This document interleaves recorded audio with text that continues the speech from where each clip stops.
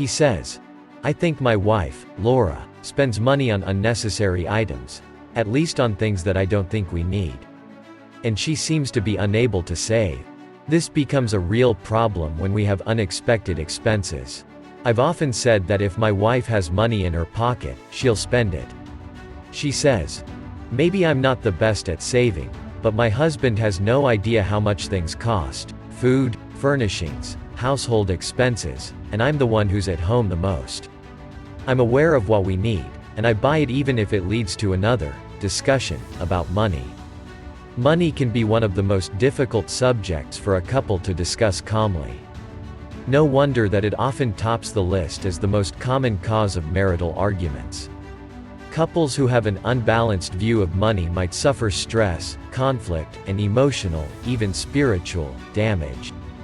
Parents who fail to resolve money issues may be forced to work more, depriving their children and each other of emotional and spiritual support. They also teach their children to be unreasonable about money. Money is for a protection, but money will protect your marriage and family only if you learn not just how to control it but also how to talk to your spouse about it. In fact, rather than being contentious, discussions about money matters can actually strengthen the bond between marriage mates. Why, though, does money cause so many problems in a marriage? And what practical steps can you take to make money a constructive topic rather than a contentious one? What are the challenges? Often, disagreements over money are not really about cash or credit but about trust or fear. For example, a husband who demands that his wife account for every cent she spends might really be saying that he has little faith in her ability to manage family finances. And a wife who complains that her husband saves too little could actually be expressing her fear that some future event will cause the family financial harm. Couples also face another challenge: their backgrounds. "My wife comes from a family where money was managed well," says Matthew, who has been married for 8 years. "She does not have the hang-ups that I do. My father was an alcoholic and a chain smoker and was out of work for extended periods of time. We often had to do without essential items, and I developed a real fear of being in debt. At times, this fear makes me unreasonable with my wife about money matters." Whatever the reason for the tension, what can you do to make your money work for your marriage, not against it? 4 Keys to Success. The is not a financial handbook, but it does contain practical wisdom that can help a couple to avoid money problems. Why not consider its advice and try the suggestions listed below? 1. Learn to talk calmly about money. With those consulting together there is wisdom. Depending on your background, you may feel awkward when consulting others, especially your mate, about money matters. Even so, wisdom dictates that you learn to discuss this important subject. For example, why not describe to your spouse how you think you might have been affected by your parents' attitude toward money? Also, try to understand how your mate's background has influenced his or her attitude. You do not have to wait until a problem arises before you talk about money. One writer asked, "Will 2 walk together unless they have met by appointment?" How does this principle apply?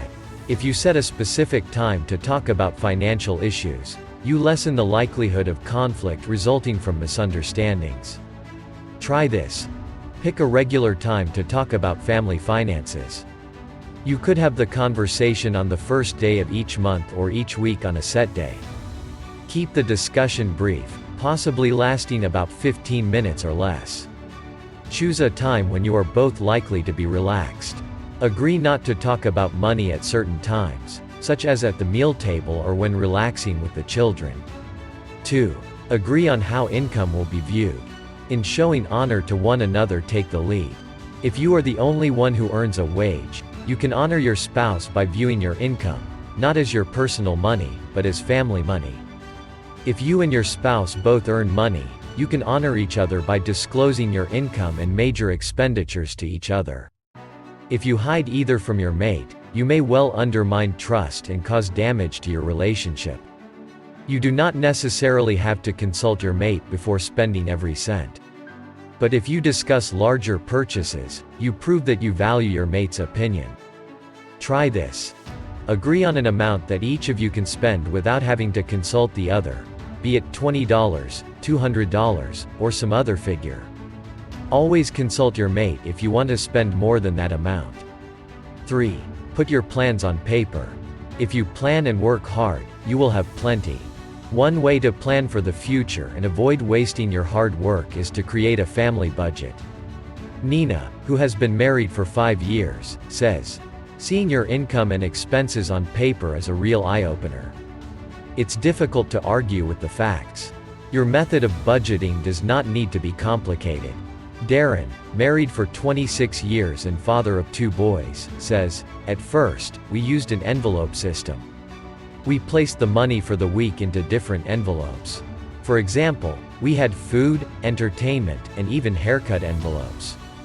If we ran short in one area, we borrowed from another but always made sure that we paid the money back into that envelope as soon as we could. If you rarely pay your bills with cash, using either electronic banking or a credit card, it is especially important that you have a plan and keep track of your expenses. Try this. Write down all your fixed expenses. Agree on what percentage of your income should be saved. Then list your variable expenses, such as for food, power, and phone bills.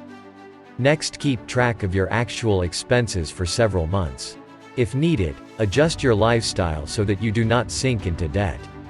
4. Agree on who will do what. 2 people are better than 1, because they get more done by working together. In some families, the husband cares for the finances. In others, the wife capably cares for this responsibility. Many couples, though, choose to share the load. "My wife looks after the bills and smaller expenses," says Mario, who has been married for 21 years. "I care for the taxes, contracts, and rent. We keep each other informed and work as partners." Whatever your method, the key is to work together as a team. Try this. Taking into consideration each other's strengths and weaknesses, discuss who will care for what responsibility. Review the arrangement after a couple of months. Be willing to make adjustments. To help you appreciate the work that your spouse does, such as paying bills or shopping, you might want to swap roles occasionally. The real message in money discussions: your money discussions need not stifle love. Leah, who has been married for 5 years, found this to be true. She says, "My husband and I have learned to have open and honest conversations about money. As a result, we now work as a team, and our love has grown." When couples discuss how they want to spend money, they share their hopes and dreams and confirm their commitment to the marriage. When they consult together before making large purchases, they show respect for each other's opinions and feelings. When they allow each other freedom to spend a specific amount without consultation, they express trust in each other. Those are the ingredients of a truly loving relationship. Such a relationship is surely worth more than mere money, so why argue about it? Ask yourself, when was the last time that my spouse and I had a calm conversation about money? What can I say and do that will show appreciation for the financial help my spouse gives the family? Please let us know in the comment below. Thank you for watching, and please don't forget to share, like, and subscribe to our channel for more videos.